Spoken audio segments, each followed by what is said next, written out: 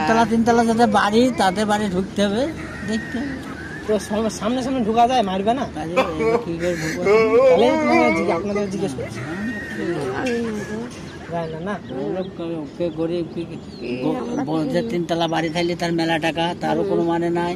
যে ভাঙা ঘরে বাস করছে তার আবার কোটিপতি টাকা আছে, এমন কথা না। আমরা সাদালা ঘরে বাস করি। বাড়ি কোথায়? আমার বাড়ি উত্তর দিনাজপুর। ও হবে জানি একটা কথা। বলতে পারবে না না? এখানে লয় টাকা। তাহলে বিয়ে করলে ভোজ নেমন্তন্ন করবো আপনার। এখানে থাকবে না, বসে থাকবে না? এখানটায় রোজ আসেন না?